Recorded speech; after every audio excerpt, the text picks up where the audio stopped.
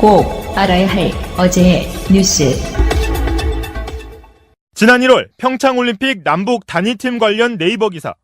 댓글에 달린 공감과 비공감 수가 어느 순간 치솟더니 2분 반 동안 공감은 700여 건, 비공감은 200여 건 뛰었습니다. 일명 드루킹 김모 씨 등이 매크로 프로그램을 이용한 것으로 의심되는 장면입니다. 공감 수를 늘려 최상위 베스트 댓글이 되면 기사 바로 아래 가장 오래 노출되기 때문입니다. 원래 네이버 댓글은 단순히 공감수만으로 베스트가 되는 구조는 아니었습니다. 비공감수에도 가중치를 줘서 극단적인 내용의 댓글이 위로 올라가지 못하게 했기 때문입니다. 그런데 지난해 10월 국정감사에서 당시 야당은 네이버 창업자를 불러 대선 때 문재인 후보의 비판적인 댓글이 공감수가 많은데도 순위에서 밀려난 것을 문제 삼았습니다. 정확한 지적이신 것 같고요. 저게 왜 저렇게 나왔는지 정말 가서 정확하게 따져보고요. 반드시 말씀드리겠습니다. 이후 네이버는 단순히 공감에서 비공감을 뺀 수로 순위를 매기는 개선안을 내놨는데 근본적인 해결책이 되지 못했습니다. 또 한 사람이 하루에 댓글을 20개 이상 달 수 없게 했지만 드루킹처럼 카페 회원들의 아이디 수백 개를 동원한 경우는 잡아낼 수 없었습니다.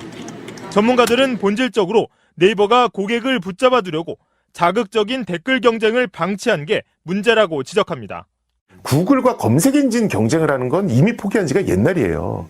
포털 사이트라는 걸 만들어서 그 사이트 안에 사용자들이 최대한 오래 머물기를 바라는 거예요. 그래서 그 사이트 안에서 쇼핑도 하게 하고. 여론을 왜곡하는 댓글 조작을 막기 위해선 차제의 기사 댓글의 순위를 매기는 경쟁 시스템 자체를 손봐야 한다는 목소리가 힘을 얻고 있습니다. 지난 2013년 기능올림픽 참관차 독일 출장을 다녀온 자유한국당 이완영 의원. 이 의원은 비서관과 동행했는데 출장비 2천여만 원은 모두 산업인력공단이 부담했습니다. 이 의원뿐만 아니라 김성태, 정우택, 강효상 의원 등 외부 비용으로 해외 출장을 간 경우는 비일비재합니다. 청와대는 16개 피감 기관만을 조사한 결과 이런 출장이 160번 넘게 있었다고 밝힌 바 있습니다. 그런데 정확한 규모는 알 방법이 없습니다. 해외 출장 시 국회에 제출하는 신고서엔 여비만 구분해 표시하면 될 뿐 외부 비용의 출처나 동행자, 출장 내용 등을 보고할 의무는 없기 때문입니다. 말 그대로 깜깜이 출장인 셈입니다. 이 때문에 해외 출장 사례를 전수조사하자는 국민청원이 이틀 만에 20만 명을 넘겼고 정세균 국회의장도 빠른 시일 내에 전수조사 여부를 결정하겠다고 밝혔지만 자유한국당은 반대 입장입니다. 청원은 국민청원이시고 것이고 청와대가 국회를 사찰한 행위는 이미 이루어진 것이에요. 셀프 기부, 땡처리 후원 등의 정치 후원금 사용 논란도 결국 수입 지출 내역을 명확히 알 수 없는 깜깜이 구조 때문이란 지적입니다. 매년 정치 후원금 회계를 선관위에 보고하지만 선관위가 모든 위법 사항을 검토하진 않습니다. 보고서 공개 기간도 한시적이다 보니 일반 시민들이 후원금 내역을 들여다보기는 쉽지 않습니다. 이 때문에 선관위는 정치후원금 수입 지출이 있을 때마다 이를 즉시 공개토록 하는 정치자금법 개정 의견을 내놨지만 국회에선 아직까지 해당 내용을 담은 법안 발의조차 없었습니다. 방송 중간에 좋아요를 눌러주시면 새날팀들에게 큰 힘이 됩니다. 미리 감사합니다. 트위터가 진짜 언론입니다. 자, 여러 가지 이슈들이 터지는 가운데 지방선거 관련한 여론조사는 어떻게 나오는지는 이 시간에 한번 보겠습니다. 일단 지금 나오는 어떤 숫자로는요, 어떤 일시적인 이슈에 출렁출렁하는 느낌은 없어요. 지지율이라는 건 무서운 거예요. 홍준표 말대로 샤이 자유한국당이 있다고 쳐도요, 지지율 여론조사가 고착화되잖아요. 그러면 여러 가지 효과가 있어요. 샤이하고 싶었던 사람들이 투표 포기 만드는 효과. 샤이를 못 잡아내는 건 불법이 아니에요, 여론조사는. 있다고 치더라도. 결국은 답한 사람들이, 그 사람들이 그 데이터를 보여줄 수 있는 상황이니까. 그리고 인재들이 몰리게 하는 효과가 또 있어요. 지지율이 월등한 쪽에는. 빈익빈 부익부가 생겨나는 거거든요. 여론조사 한번 볼게요. 우리가 가장 관심을 갖고 있는 지역, 영남하고 수도권 한번 보겠습니다. 부산시장. 민주당 오거돈 후보가 45.3%, 그리고 한국당 서병수 후보가 26.4%. 이번 주에 나온 리얼미터의 여론조사입니다. 이게 지금 대략 보면은 약간 2배 가까이 가잖아요. 이 상태가 지금 지난달도 계속됐거든요. 계속 이렇게 가면 부산시장은 무조건 민주당이 가져오는 거라고 봐요. 전에 말했죠. 2배 이상의 지지율로 3개월 이상 가면 그건 고착화된다고. 그 부산에 계시는 분들은요, 서병수 찍으실 분들은 투표장에 안 나오셔도 뭐 훌륭하신 선택이죠. 그러니까 부산시장 말고 나머지 기초단체장도 좀 이런 패턴으로 갔으면은 하는 간절한 바람이 있습니다. 제 친구 중에 하나가 지금 자유한국당 소속으로 구청장에 출마했는데 어떻게 하면 이 새끼를 좀 떨어뜨릴 수 있을까에 대해서 아무리 골머리를 싸고 고민을 해도 뾰족한 방법이 없습니다. 어떻게 해야 될까요? 이게 여론으로 이렇게 압도하는 수밖에 없는데 민주당 그리고 정의당 기초단체장 후보들 정말 건성하시길 바랍니다. 진짜. 자, 그리고요. 사실 여론조사에서 더 중요한 건요. 현재 지지율이 아니고 당선 가능성입니다.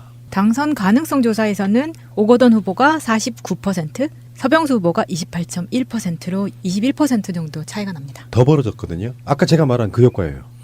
여론조사가 그렇게 해서 오니까 당선 가능성이란 건 뭐냐면은 네가 지지하는 거랑 상관없이 너는 지금 서병수 지지하지만 누가 될 거라고 보냐라고 묻는 거예요. 근데 서병수 지지하는 사람이 아, 이번 선거는 오거돈이 돼 라는 인식이 실제 여론조사보다 더 생겼다는 거잖아요. 지금 사실상 부산 쪽에는 최소한 자유한국당의 서병수를 지지하는 사람들은 서병수가 안 될 거라고 생각하지만 여론조사에 답하고 있는 거거든요. 여론조사가 오랜 시간 동안 큰 격차를 보이고 올 때 나타나는 현상이에요. 그러면 되지도 않을 상황에 야, 지금 꼭 투표해야 되냐? 저기 설악산이나 가자 뭐 이런 거. 이렇게 되는 효과가 분명히 있다는 거죠. 울산으로 한번 가보겠습니다. 민주당 송철호 후보가 41.6%, 한국당 김기현 후보가 29.1%입니다. 지금 송철호 후보는 울산 쪽에서 굉장히 오랜 시간 동안 한음을 파고 계시는 그런 후보인데요. 현재 여론조사는 이렇잖아요. 송철호가 41.6, 김기현, 바로 그 유명한 김기현, 동생이 한참 동안 숨었던 바로 그 김기현, 자유한국당 장제원이 막 생욕을 하게 만들었던 그 김기현, 29.1%잖아요. 그러면 이 상태는 10포인트 이상 차이가 나잖아요. 12.5포인트. 근데 여기서는 이제 부산과는 다른 맥락이 있습니다. 당선 가능성. 송철호 후보는 39.9%, 김기현 후보는 38.4%입니다. 여기는 바짝 들어갔잖아요. 네. 그러니까 여기 이런 경우 이렇게 보시면 돼요. 지금 민주당의 송철호 후보를 지지하는 사람 중에 일부는 나는 송철호를 지지하지만 김기현이 되지 않겠냐? 울산이 지금 민주당 당선될 가능성이 있겠냐라고 생각하는 거예요. 근데 계속 모든 여론조사마다 민주당 후보가 앞서는 상황을 6월 달까지 보여주면 사람들의 생각은 또 바뀌죠. 이번에는 송철호가 되겠네? 이런 생각으로 바뀌는 거죠. 송철호 후보가 울산에서 굉장히 오랜 시간 동안 희생한 경력이 많더라고요. 특히 노무현 대통령하고의 인연도 굉장히 깊고 울산에서 그동안 사람들한테 보여주고 접촉했던 그런 흔적들이 굉장히 많기 때문에 그게 이번에 그 지지율로 이제 나타난 건데 끝까지 긴장만 놓치지 않는다면은 충분히 가능성이 있을 거라고 봅니다. 자, 어쨌건 지금 자유한국당 김기현은 자기 지지도보다 당선 가능성을 10포인트 정도 끌어올리고 있단 말이죠. 왜? 제가 봤을 때는 울산은 어렵지 않을까 하는 그런 시각들 때문이라고 봐요. 일단 자, 경남으로 가보겠습니다. 민주당 김경수 후보가 43.2%, 한국당 김태호 후보가 34.1%입니다. 9.1포인트 차이거든요. 당선 가능성은요? 김경수 후보 43.4%, 김태호 후보 38.7%입니다. 당선 가능성에서는 4.7포인트가 더 올라간 거네요. 이건 어떻게 분석하십니까, 여러분?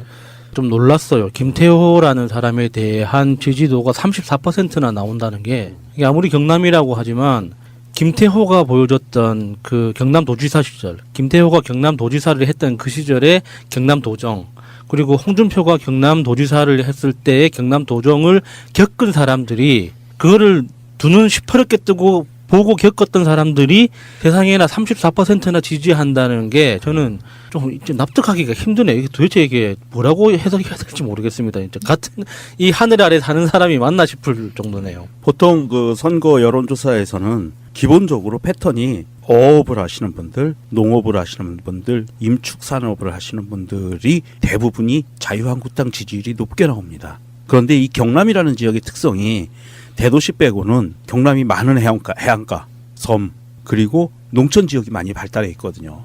그러다 보면 그 분들은 예전부터 해오던 관행대로 그냥 움직이는 거예요. 네, 네. 아, 김태호, 아, 맞아. 옛날에 있었지. 자유한국당. 내가 찍던 당이야. 라고 그냥 관성대로 가는 거예요. 그런 분들이 워낙 많이 분포돼 있다. 경남에는. 그렇게 보시면 될 것 같고요. 어찌됐건 지금 현재로서는 부산, 울산, 경남이 민주당이 오차 범위 밖에서 전부 다 1위를 달리고 있거든요. 진짜 중요한 건 최초로 부산시장이 민주당이 될 수도 있겠다. 최초로 울산시장이 될 수도 있겠다. 최초로 경남도지사가 될 수도 있겠다. 네. 이 가능성을 계속 심어줄 필요가 있다고 생각이 들고요. 기대가 막 부풀어 올라요. 부울경을 다 가져올 수도 있어요. 네, 그러니까 이 분위기대로만 가면 지금 제가 봤을 때 김경수 드루킹 이런 사건들은 고비예요. 잘 넘어야 됩니다. 잘 넘어야 돼요. 이제는 정당 지지율 한번 볼게요. 수도권의 정당 지지율. 이거 여러분 구체적으로 본 적 없죠? 네. 전국 정당 지지율은 많이 나왔잖아요. 수도권이 부울경과 함께 이번 선거에 사실상 승패를 좌우할 것이고 서울, 인천, 경기 여기에서 민주당이 다 가져올 수 있다면 사실상 다른 선거는 부울경과 더불어서 그렇게 큰 의미도 저는 없다라고 볼 정도로 수도권이 중요하죠.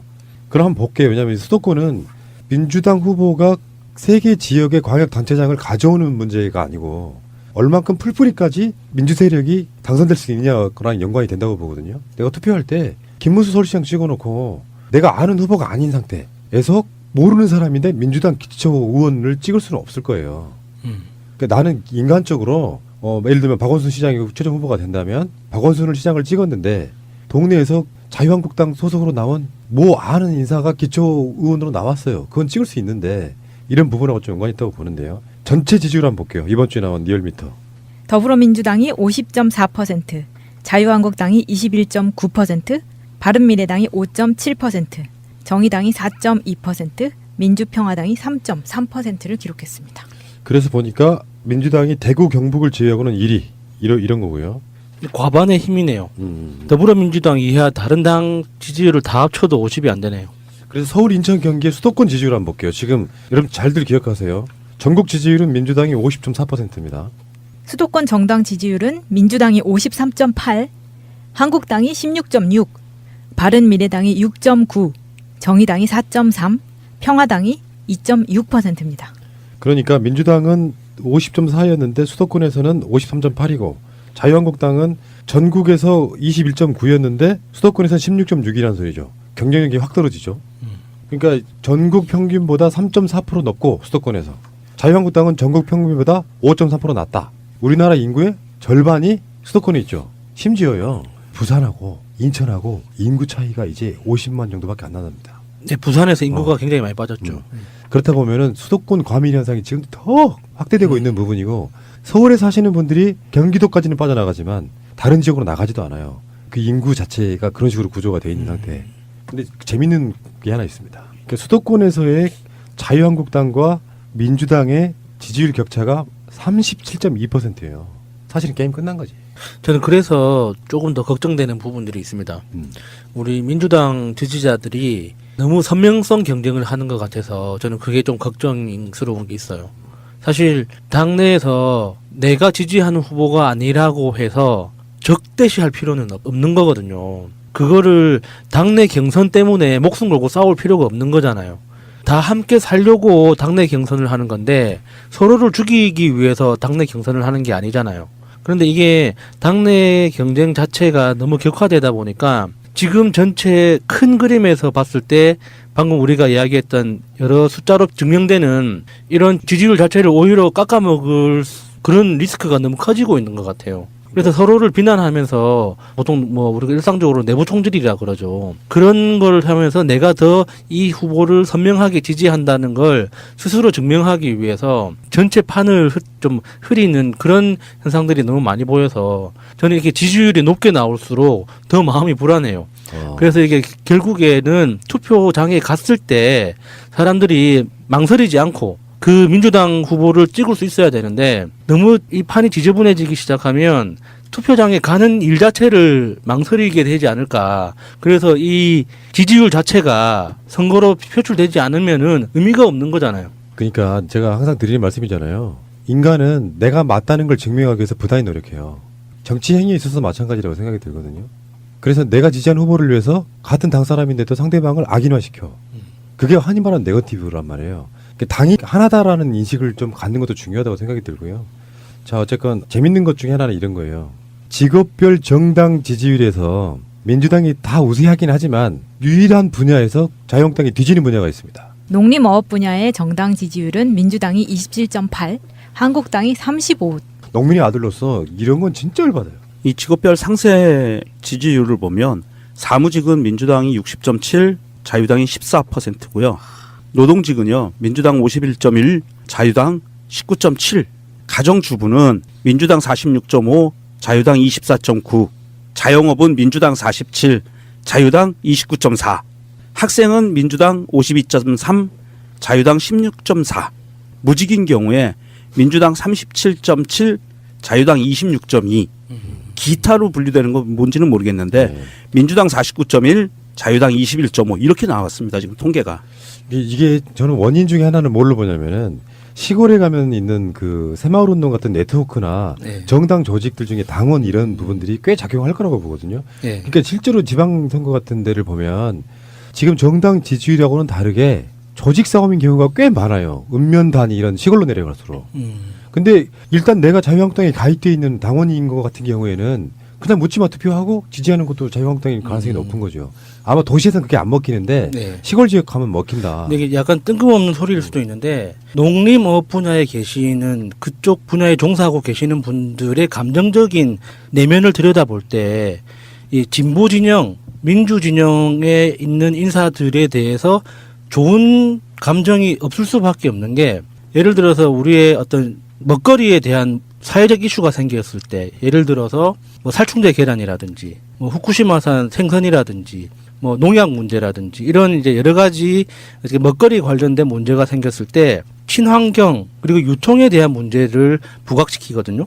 그리고 닭 위생 관리를 어떻게 하는지 이렇게 이제 그 포커스를 맞추는데 단 한 번도 농민들이 어떤 상황에서 어떤 사회적 위치에서 노동을 하고 있는지 부각시킨 적이 없어요. 그러니까 우리는 항상 생산의 결과물만 가지고 판단을 내리고 더 좋게 만들어내라, 더 위생적으로 만들어내라 라고 강요만 할 뿐이지 그분들이 어떤 상황에서 어떤 처우를 받으면서 일하고 있는지를 제대로 들여다본 적이 없거든요. 그러니까 농민들 입장에서는 진보 진영에 있는 사람일수록 자기 입장을 이해 못 해주는 이렇게 나쁜 시어머니 같은 느낌이 들 수도 있는 거예요. 그러니까 보수 쪽에 있는 사람들은 어쨌거나 농민 처우가 좋아지든 안 좋아지든 상관없이 무조건 얘기하면서 떠받들어 주기라도 하는데 진보 진영에 있는 사람들은 오히려 비판을 하거든요. 안 그래도 지금 우리나라는 농림업 정책이 굉장히 이제 박정희 시대 때부터 왜곡된 게 너무 많아서 아직까지 개선되지 않는 적폐들이 많단 말이에요. 지금이라도 우리가 농림업 분야에 계시는 분들이 어떤 환경에서 노동을 하고 계시는지 어떤 도움이 필요하고 어떤 정책이 필요한지에 대해서 들여다볼 필요가 있다고 봅니다. 아주 훌륭한 분석이었어요. 네. 역시 국회 생활을 해보신 분 감사합니다. 이번 그 여론조사에서 또 특기할 만한 사항이 이 국정평가에 대해서 각 정당별 지지율이에요. 보면 응답률 중에 매우 잘한다는 응답률이 민주당은 84.2%, 자유당은 1.8%예요. 그리고 잘하는 편은요. 민주당이 48.3, 자유당이 13.4. 잘못한다는 거는 민주당이 10.7, 자유당이 51.5. 매우 잘못한다는 거 민주당 5.7%, 자유당 69.4%. 뒤집기 힘들겠구나. 그 네. 여론조사 뒷면에 있는 거. 예, 그리고 잘한다라는 게 그냥 잘한다. 이거는 매우 잘한다 바로 밑단계라고 보면 돼요. 잘한다는 민주당이 71.4, 자유당이 5.9%고요. 잘못한다. 이거는 민주당 7.9, 자유당 61.6%예요. 이것을 보면 이 지지율은요. 확고부동하게 더 이상 뒤집어질 수가 없는 지지율이 나오는 거예요.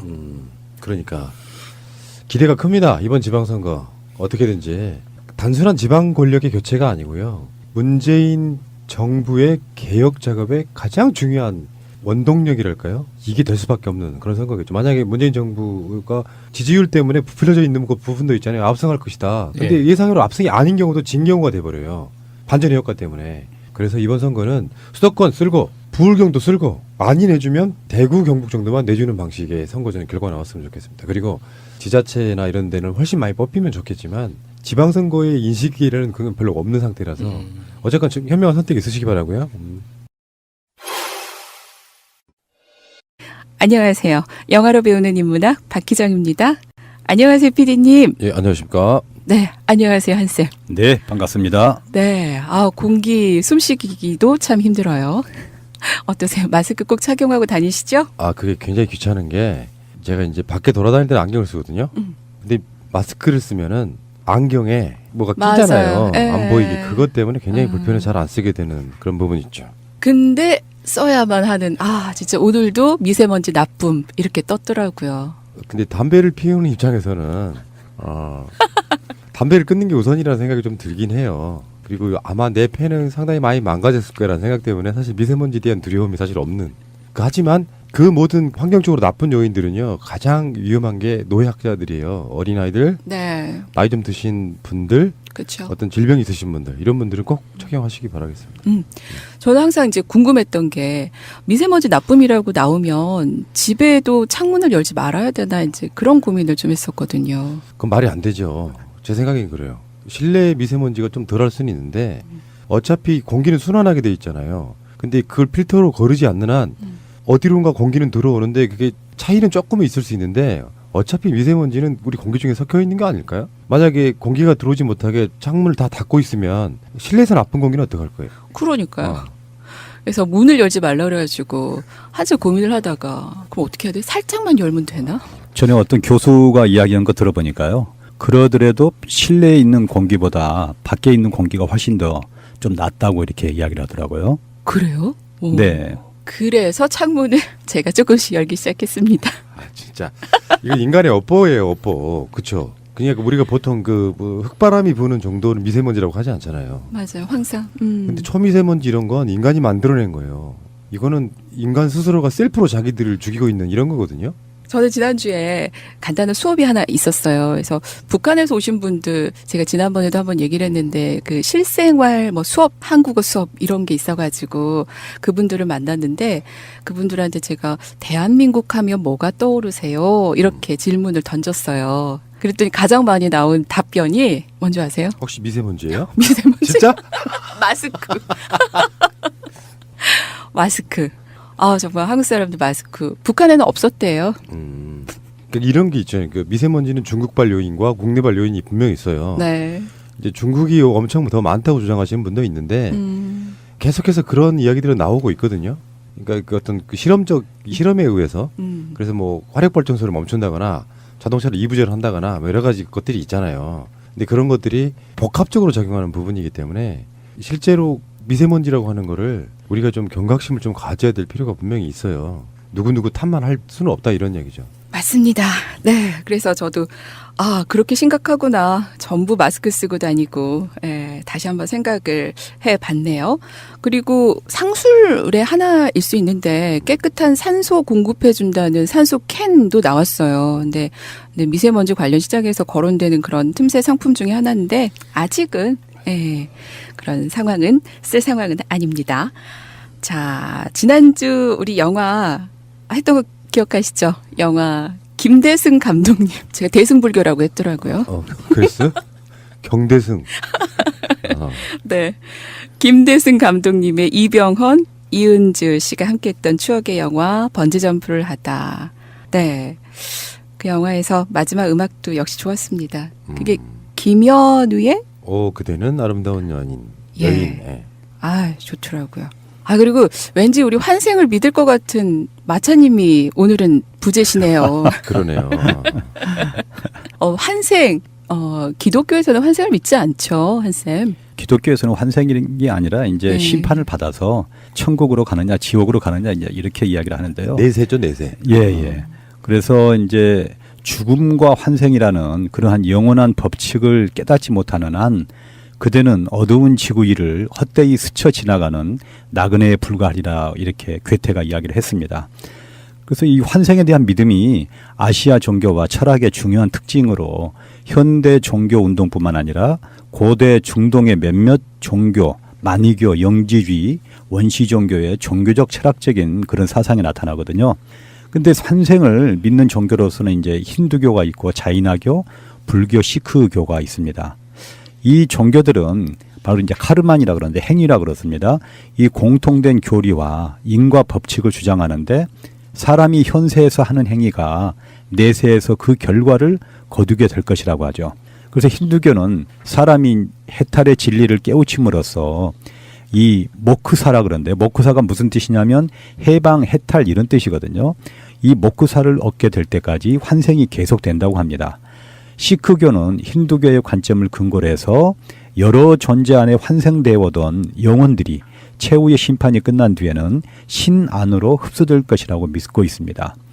이제 반면에 서양인들은 553년에 유스티니아누스 황제가 환생설을 악마의 재림이라고 경고하면서 교회와 국가 권력이 공모해서 환생설을 매장시켜 버렸습니다.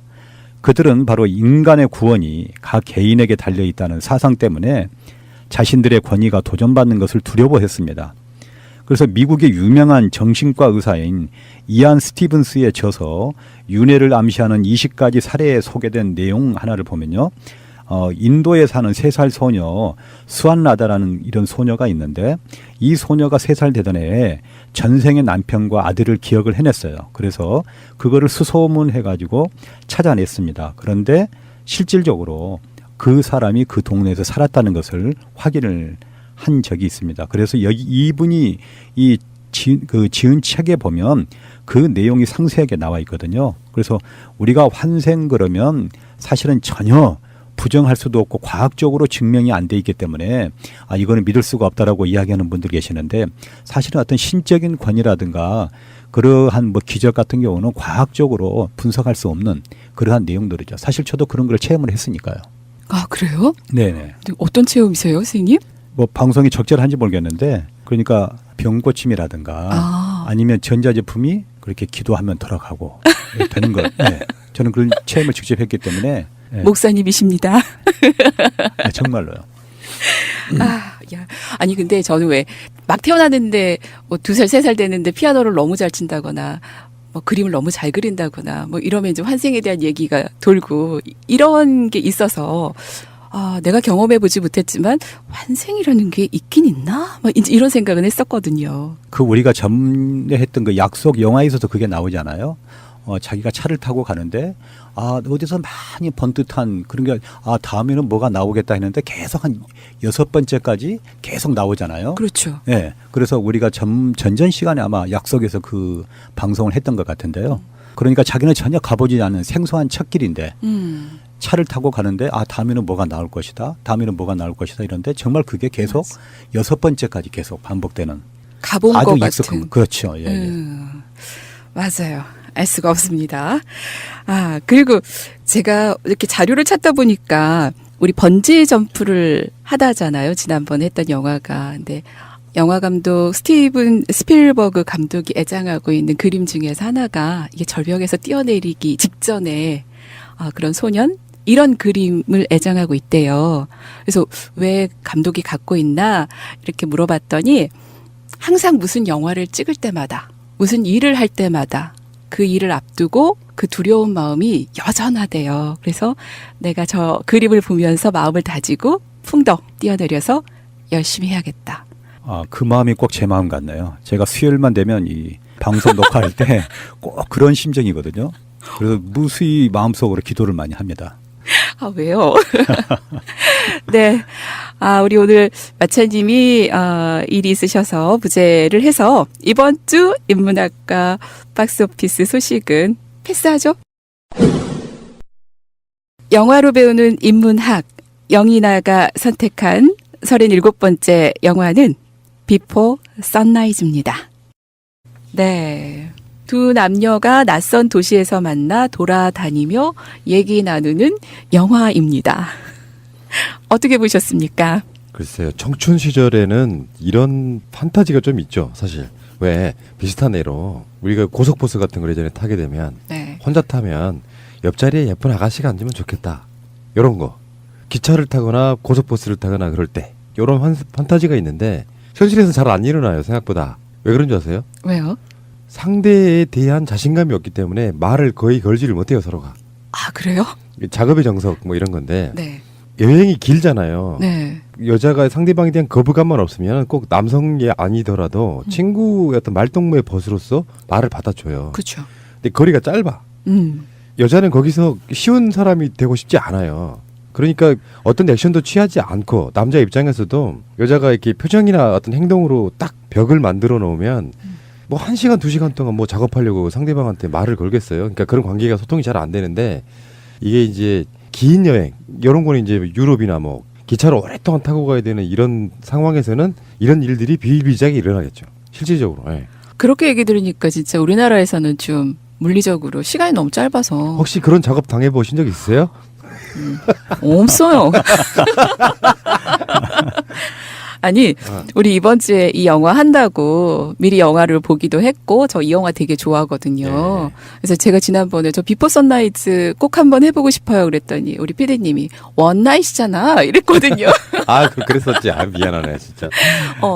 근데 어제 저 포항에 이제 아침에 일찍 KTX 타고 내려갔다가 오후에 올라왔어요. 근데 요즘 참 사람 마음이 이상한 게 옆에 누가 탈까 봐 그냥 혼자 타는 좌석 있잖아요. 그거 예매하고 올 때는 옆에 앉았어요. 남자분이. 근데 군인이 앉았어요. 한참 동생뻘이잖아요. 근데 요즘은요. 그 차창 밖으로 풍경을 보는 것도 있지만 다 스마트폰 봐요. 그런 낭만 없는 것 같아요. 그러니까 사회가 각박해진다는 건 사실 왜 미투 이야기 나왔을 때는 네. 펜스 룰이 나오잖아요. 그게 각박한 사회의 어떤 표정일 수도 있어요. 남이 싫어하는 거 하지 말라는 거지. 누가 그런 말 한 적 있죠. 남자와 여자가 서로에게 매력을 뽐내는 건 나쁜 게 아니다. 여기 이제 미투 같은 걸로 이렇게 나쁜 의미의 성으로 변질이 되기 시작하면 그쵸. 남녀 관계도 그렇게 되는 건데 예전에는 그런 낭만이 있었단 말이죠. 지금 시대에는 애정과 비해서 개인주의 같은 게 팽배하니까 남의 영역을 건드리질 않아요. 그게 이제 퍼스널 에어리어라 그래서 일종의 선진국형으로 바뀌는 거예요. 개인주의. 그 대표적인 게 그런 거잖아요.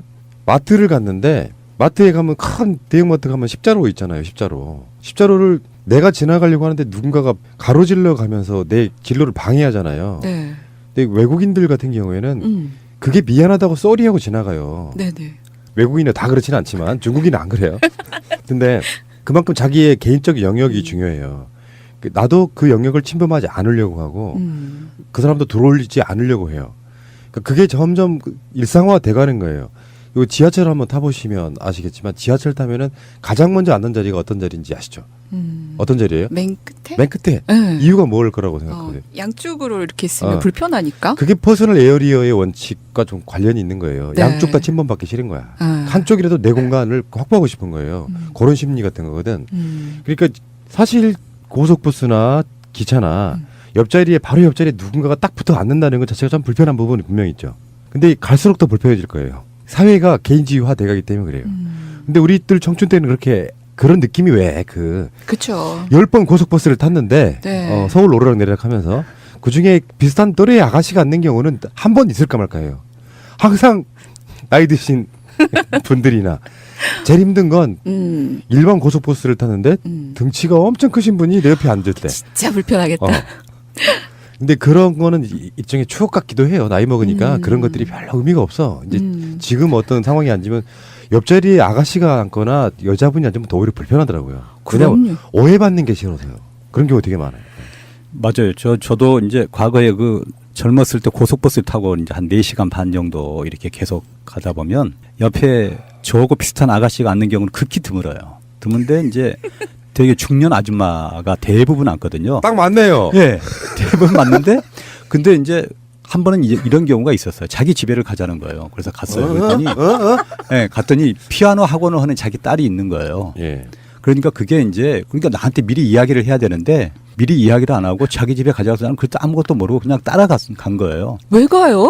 이해가 안 가. 아니 자기 집에 가서 그냥 차 한잔 마시자 그래서 갔어요. 네. 근데 보니까 자기 딸이 있는데 피아노 학원을 한다. 음악 피아노과가 나와서 그래 인사 소개를 시켜주는 거예요. 근데 나는 그때 그거를 눈치를 못 챈 거예요. 마음에 들었구나. 눈치를 못 채고 그냥 이따 차 마시니까 그냥 마시고 인사하고 그냥 그렇게 왔어요. 근데 어느 정도 세월이 지난 다음에 보니까 제가 바보더라고요. 그런 경우가 있어요? 예, 있어요. 집을 내려고 해요? 네. 한쌤이 좀 잘생기셨잖아요. 그렇죠. 예. 절세미남. 감사합니다. 복 받으십시오. 아니, 우리는 지금 이 영화를 가지고, 예. 근데 찾아보니까요, 우리 새마을호가 4월 30일로 이제 마지막 운행을 한답니다. 아, 그래요? 이름이 바뀌죠. 아, 이름이 바뀌는 건가요? 아마 ITX 이런 개념으로. 이름도 바뀌면서 운행 자체가 이제 끝난다고, 예, 뉴스가 나왔더라고요. 그러니까 KTX가 나와서 그러니까. 우리 고향 가는데 1시간 40분이면 가요. 광주까지. 그게 결코 좋은 것만은 아니다. 일단 속도를 높이기 위해선 빨리 가기 위해선 돈이 더 많이 필요하잖아요. 근데 돈이 없는 사람들은 또 빨리 갈 필요가 없는 사람들은 탈 수 있는 차가 사라지기 시작해요. 근데 제가 이 비포 선라이즈랑 아주 비슷한 경험을 한 적이 있기 때문에 나름대로 되게 유명한 이야기예요. 네. 저 굉장히 젊었을 때, 갓 어른 됐을 때 네. 고향 내려가려고 명절에 표를 못 끊어서 관광버스를 탔는데 딱 두 자리가 남아있더라고요. 하나는 아저씨, 하나는 비슷한 또래 아가씨. 그쪽에 앉아야지. 근데 이게 좌석이 있는 게 아니잖아요. 관광버스는. 속 보이는 거 남들은 나 의식도 안 하는데 나 혼자만 의식할 수밖에 없는 상황. 근데 어차피 차가 막힐 걸 알면 같은 남자끼리 타는 게 싫어서라도 그 아가씨 옆을 좀 약간 겸연쩍지만 앉았어요. 근데 제가 그때 노트북을 갖고 있었거든요. 네. 그 당시 노트북이 거의 없던 시절이에요. 지금도 윈도우 노트북도 아니야. 도스하고 윈도우가 반반 돼 있는 그 시절의 노트북이었어요. 핸드폰도 있었고. 네. 근데 고향까지 딱 22시간 걸렸어요. 와. 그 버스 전용 차선이 생기기 바로 직전 이야기예요. 22시간 걸려가지고 한 2시간까지는 서로 간에 말을 할 수가 없죠. 서울을 어색하지. 2시간이 지나도 서울을 못 빠져나가고 있는데 2시간 지나고 이 2시간 정도 지나면은 버스 자체가 그런 시스템이에요. 원래 명절이나 이럴 때에 중간에 휴게소에서 쉬는 경우가 2시간 정도 지났을 때 쉬는 거거든요.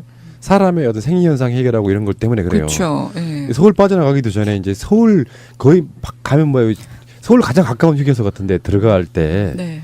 직감적으로 서로가 따로 내렸는데 옆에 앉은 사람이 먹을 걸 같이 사오는 서로가 어머. 그런 상황이 벌어진 거예요. 네. 왜냐하면 앞으로 몇 시간이 걸릴지는 모르는데 상대에게 이제 말벗이라도 돼야 되는 거잖아요.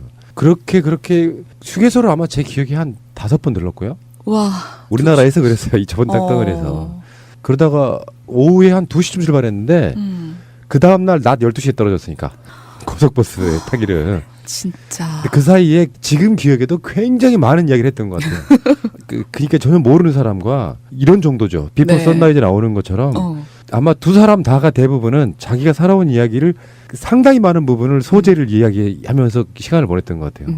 잠깐 졸기도 하고 그러다가 네. 졸다가 보면은 피곤하니까 오늘 처음 만난 여자가 내 어깨에 기대는 상황까지 와요. 네. 밀어내야죠.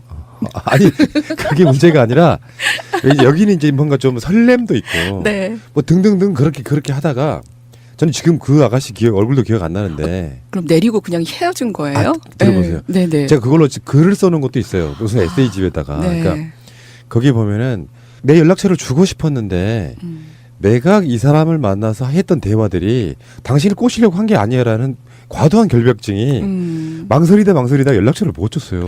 안 물어봐요? 여자는 어땠어요? 당연히 못 물어볼 걸. 그럼 시장님 같으면 그 상황에서 연락처 알려달라고 하실 것 같으세요? 명함 하나.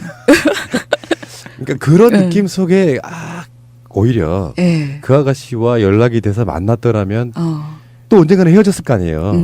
그래서 이게 비포 선라이즈를 저도 좋아하는 영화인 것 중에 하나가 그렇게 뭔가 아쉬움이 남았는데 그 사람은 지금 뭐 할까? 사실 얼굴도 기억 안 나요. 내 앞에 그 사람이 나다라고 설명해 줄 사람이 나타나더라도 나는 기억 못 할 것 같아요. 얼굴은 완전히 이렇게 왜 윤곽이 전혀 없는 상태로 까만 상태이지만 굉장히 여러 가지 이야기를 나눴던 것 같고 남자도 그런 게 있어요. 뭐 이렇게 막 미투 이런 쪽으로 보지 말고 순수한 남성의 영혼 중에는 이런 게 있어요. 난 당신을 지켜줄 수 있어. 네. 그러니까 당신한테는 굉장히 순수한 영혼이고 싶어 해서 잘 보이려고 온갖 좋은 이야기들이 많이 했겠죠. 그게 상대방에게 깨지는 게 싫은 거죠. 미지 세계에서. 그래서 그 사람이 그 관광버스에 내려가지고 나 반대쪽으로 걸어갈 때 한 번쯤 달려가서 자 연락처 좀 줄래라는 말을 그렇게까지 미련 남겼던 적이 사실 없었던 기억이 나요. 그래요? 아쉽다. 그러니까 이제 이 영화하고 우리 이제 PD님하고 차이가 그것 같아요. 우리 PD님은 두 분이 만난 게 어쩔 수 없이 안에 갇혀 있어야만 되는 그런 운명이었잖아요. 그러니까 말하기 싫어도 말을 해야 되는 뭔가. 그리고 이 영화에서는 이제 자의적으로 자기 가던 길을 멈추고 일정한 시간까지 원나잇으로 같이 있는 그러한 차이가 있죠. 아니, 저도 왜 학교 다닐 때 기차 타고 집에 내려간 적이 있어요. 내려가면 바다 내음이 확 이렇게 들어오거든요. 근데 그 기차 타고 내리면은 느낌이 여수라고 말해도 되나? 여수 바다. 너무 좋아요. 그때 무궁화호도 타고 그랬던 기억이 나고 왜 고등학교 때 저희는 여고 이제 남고 이렇게 나눠져 있었는데 그 기차를 타고 내려가다 보면은 건너편 남자 학교에 그 친구도 타고 있고 뭐 이제 같이 이렇게 역에서 내려서 갔던 기억이 나요. 그래서 아, 기차 맞아. 새마을호, 통일호, 무궁화호, 비둘기호. 비둘기호는 할머니들 많이 타셨잖아요. 그렇죠? 그래서 그런 기차들 요즘은 SRT, KTX가 너무 빠르게 맞아요. 예.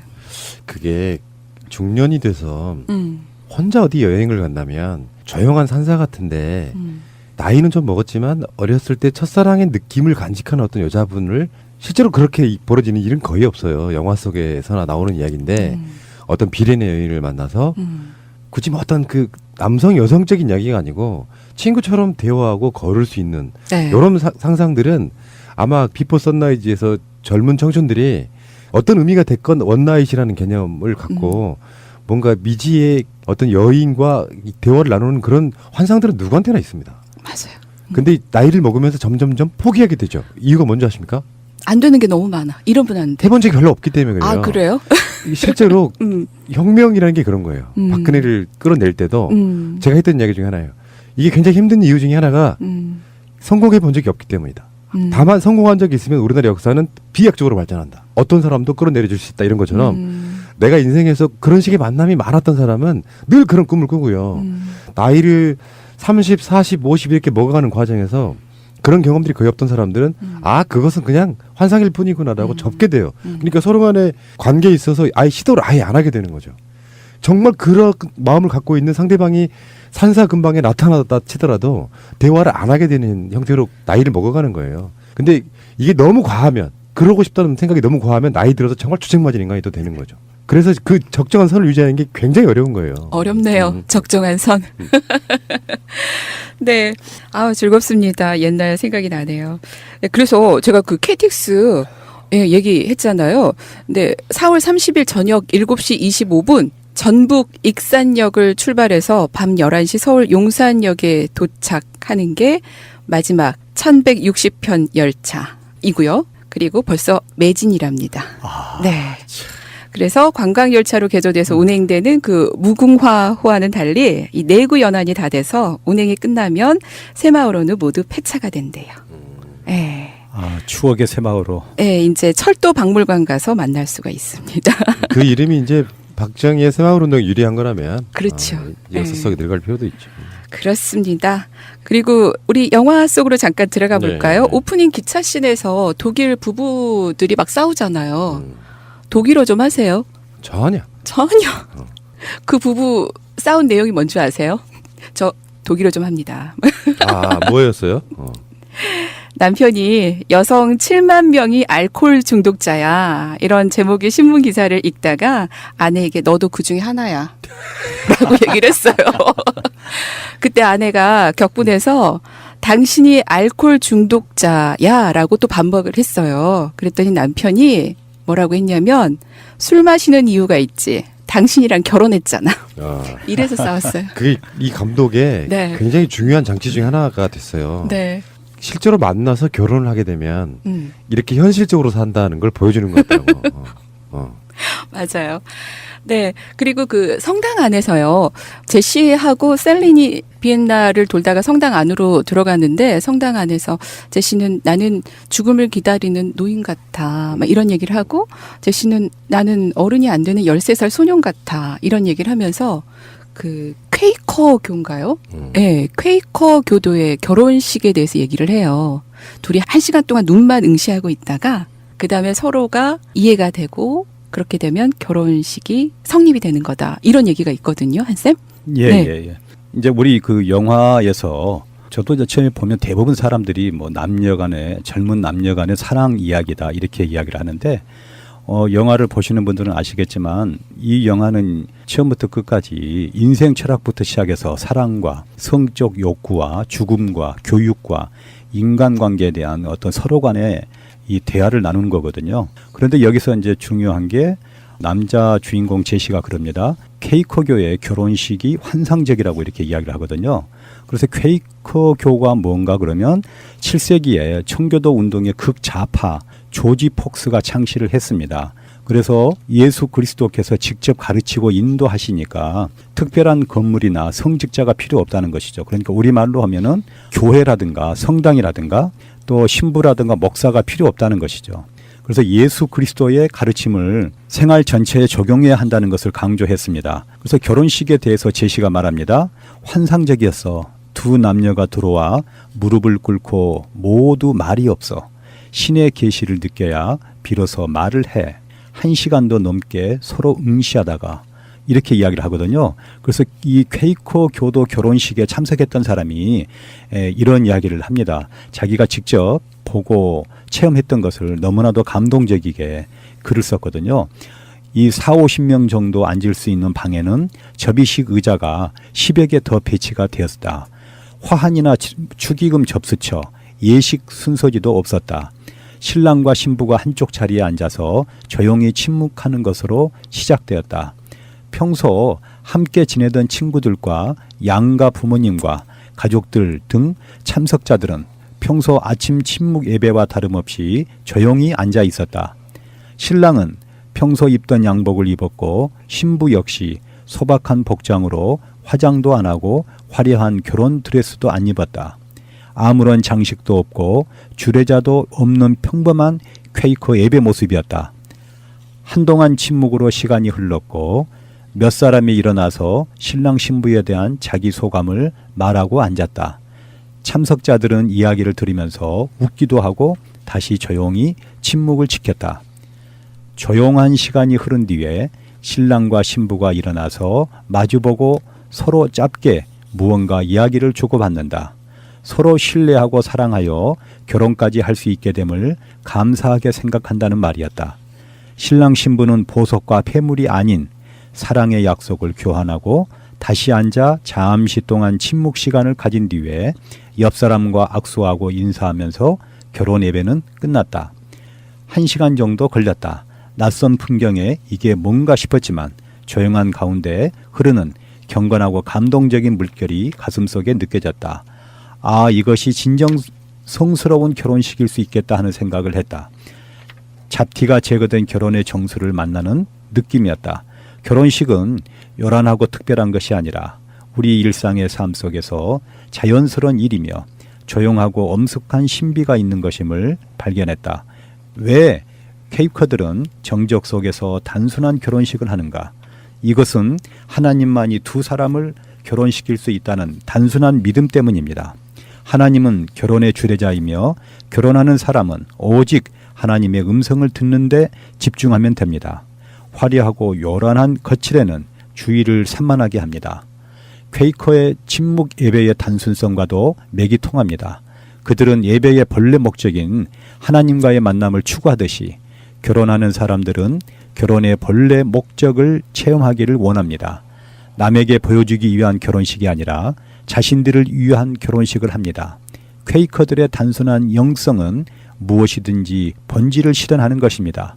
초기 퀘이커 교도들은 1681년까지 영국에서 이런 결혼이 법으로 인정되지 않았기 때문에 핍박을 당했습니다. 퀘이커들은 단순한 영성을 통해서 체험하는 진리의 본질을 포기할 수 없었던 것입니다.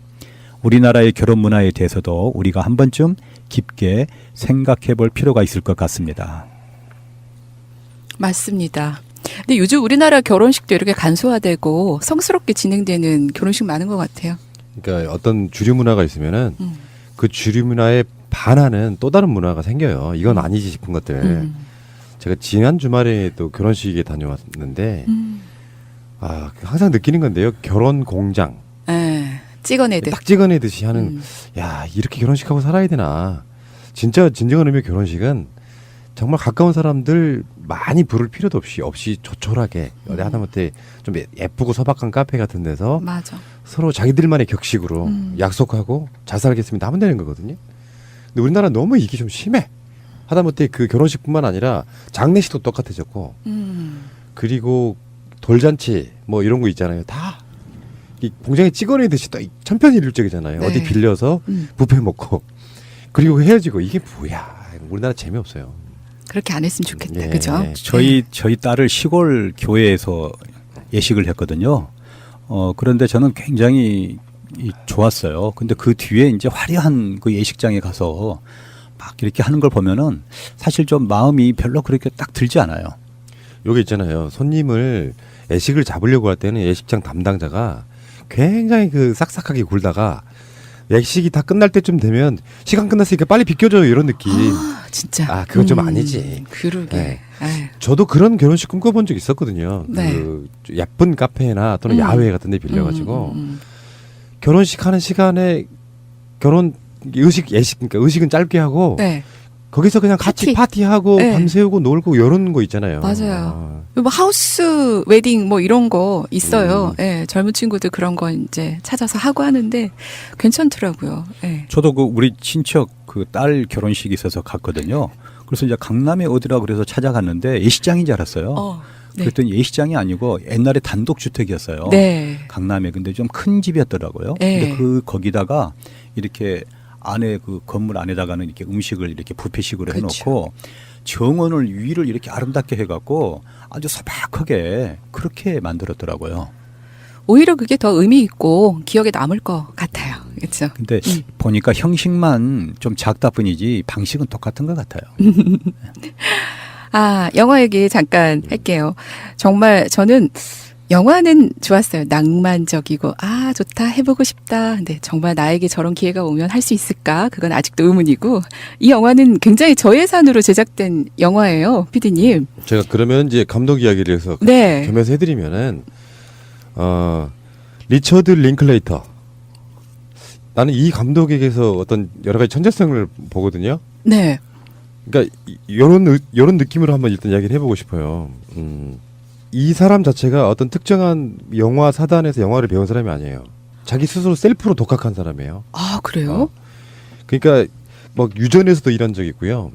막노동도 해가면서 영화를 혼자. 그러니까 이런 장편 영화들을 만들기 위해서 그 단편 영화들을 무수하게 많이 만들었던. 근데 자기의 계보가 없어. 누구누구 사단도 아니야. 이런 사람인데 결정적으로는 크리에이티브 창작이라고 하는 건 누구누구의 흐름에 영향을 받는 사람은 저는 크게 성공하지 못한다고 봐요. 지금 영화에서도 그런 느낌이 있지만 베니스 영화제에서 결국에는 작품상을 타게 되는 이런 부분. 베를린 국제영화제에서 감독상을 타요. 이게 이제 비포 선라이즈 같은 영화로 1990년대에 헐리우드 영화들이 너무 막 예산이 많이 들고 유명 배우들이 나와야 되고 이런 것들에 반해서 우리 미국의 영화가 이렇게 되면 안 된다 해서 우리는 할리우드 영화만 기억하지만 미국에도 독립 영화들의 어떤 일정 바람이나 흐름이 있었어요. 네. 1990년대죠. 그럴 때 미국 영화도 프랑스 영화나 뭐 인도 영화만큼이나 예술적으로 만들 수 있다. 이 흐름을 주도하던 바로 그런 감독이라고 저는 봐요. 근데 이게 비주류와 주류에서 넘나드는, 그러니까 예를테면 베를린 국제영화제나 베니스 국제영화제에서 감독상들을 받잖아요. 그럼 이런 사람들은 영화의 예술성을 사실은 인정받은 사람들이에요. 미국 헐리우드 영화가 베니스나 베를린에서 상 받기가 그렇게 쉽진 않아요. 작품상 같은 건 더군다나 좀 힘듭니다. 근데 이런 걸 주도하는 사람이라고 보는데 저예산이라는 표현이 굉장히 중요한 부분이기도 하지만 이것은 헐리우드 영화들에 비한 저예산이라고 일단은 보고, 그러니까 이 사람이 어떤 뭐 영화적 스케일을 추구하는 영화를 만든 게 아니라 어떤 소소한 사람들의 이야기를 다뤘기 때문이기도 하고요. 지금 데뷔작을 한번 보면 재밌어요. 난 데뷔작이 너무 인상적이에요. 그러니까 그전에 단편들을 많이 만들다가 장편 데뷔작의 제목이 독서로 농사를 배우는 것은 불가능하다. 진짜요? 이게 말하자면 저 시끼는 사랑을 책으로 배웠어 이런 거 있잖아요. 뭐 키스를 책으로 배웠어 이런 것처럼 발상 자체가 굉장히 독특한 그런 감독처럼 느껴지고요. 이게 지금 이제 비포 선라이즈는 뭐 결론적으로 나중에는 이제 2004년에는 비포 선셋, 2013년에는 비포 미드나잇 똑같은 배우들이 10년 9년 터울로 이렇게 영화를 같이 만드는. 9년. 예. 그러니까 이게 95년에 나왔으니까 9년인가요? 9년 단위로 18년이라고 하더라고요. 여기 정말 재밌는 상황이긴 한데 당시 에단 호크나 줄리 델피 이 영화가 나온 게 1995년이잖아요. 네. 근데 일단 에단 호크만 해도 데뷔가 1985년 정도예요. 이미 데뷔한 지 10년 된 청춘 스타. 우리나라로 따지면 중학교 정도에 데뷔를 해요. 그래서 이미 이제 20대 초중반 정도를 달리고 있는 청춘 스타. 그러니까 지금 이 감독 링클레이터가 비포 선라이즈를 만들기 전에 만들었던 영화들이 보통 청춘 영화 느낌이 있어요. 왜? 자기가 중고등학교 때 겪었던 일, 지금 비포 선라이즈도 자기가 겪었던 일에 대한 얘기잖아요. 네. 그래서 청춘, 자기가 겪었던 일, 왜? 나이가 젊으니까. 그런 영화를 만들다가 이미 스타로 떠올라 있는 에단 호크나 줄리 데피를 공식적으로 캐스팅해서 만든 영화죠. 그러니까 배우를 이미 유명해져 있는 청춘 스타들을 가지고 영화를 제대로 만들어본 그런 느낌이라고 생각하시면 될 것 같고요. 이 영화로 이제 베를린 국제영화제에서 감독상에 해당하는 은검상을 받게 되는, 그러면서 리차드 링클레이터가 국제적인 세계적인 감독으로 도약을 하죠. 실제로 이런 영화제에서 상을 받게 되면 우리나라에도 그런 감독들 몇 분 계시잖아요. 우리나라보다 외국에 더 유명해지는 뭐 그런 경우가 있는 것 같기도 하고요. 최근에도 영화를 계속 찍고 있어요. 그렇게 나이 좀 드신 분이 아니고 가장 최근에 나온 영화가 최후의 깃발, 작년에 찍었던 영화이기도 합니다. 이런 식이고, 느낌적으로 보면 이분은 제가 초반에 조금 말씀드렸듯이 약간 좀 천재성을 좀 보이는 감독 중에 하나예요. 천재성. 영화를 만드는 어떤 얼개들을 보면 기존의 작법을 그대로 따라하는 스타일이 아니에요. 비포 선라이즈만 봐도 어쩌면 빠지지 못하는 사람들은 굉장히 지겨운 영화예요. 어떻게 보면. 근데 어떤 그런 흐름을 따라가지 않잖아요. 내가 하고 싶은 표현을 마음껏 자기 마음껏 하는 거예요. 왜? 계보가 없기 때문에 그렇습니다. 계보가 없기 때문에. 그래서 영화에는 누구 스타일의 영화 이렇게 우리나라 같은 경우 홍상수 스타일의 영화 이렇게 있는 것처럼 이 사람이 갖고 있는 그런 어떤 스타일, 영향을 받지 않고 내가 어떤 계보를 어떤 그 스타일을 만들어요. 그러면 나중에 그걸 따라하는 사람이 생기는 거죠. 그쪽에 원류가 되는 뭐 이런 부분 같습니다. 할 얘기 정말 많은 감독인데 시간상 여기까지 하겠습니다. 링클레이터 천재 감독이었습니다. 그리고 이 링클레이터 감독이 실제로 이 비포 선라이즈는요, 1989년 미국 필라델피아에서 실제 겪은 일을 바탕으로 만들었다고 합니다. 근데 이 영화가 정말 제가 넘버 3에서 그런 명대사를 발견한 것처럼 이 영화도 아주 명대사예요. 인생 전반에 대해서 철학부터 시작해서 이 젊은 청춘 남녀가 이렇게 다양한 대화를 나눌 수 있다는 게 서로가 어떤 지적 수준이 비슷하지 않으면 이루어질 수 없는 그러한 줄거리 같아요. 시나리오 작업할 때도 감독하고 줄리 델피, 에단 호크 다 같이 참여했다고 하죠. 그리고 저는 에단 호크, 아까 PD님 말씀하신 대로 1985년 14살에 데뷔를 했고요.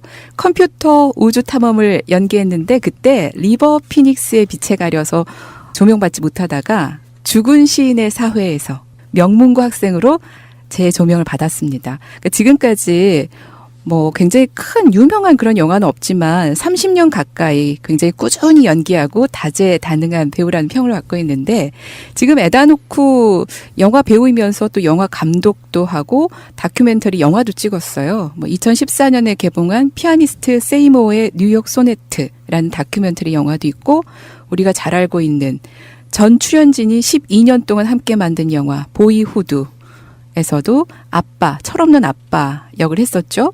그리고 2016년 본 투 비 블루에서는 트럼펫 연주자 챗 베이커 역을 대역 없이 했다고 합니다.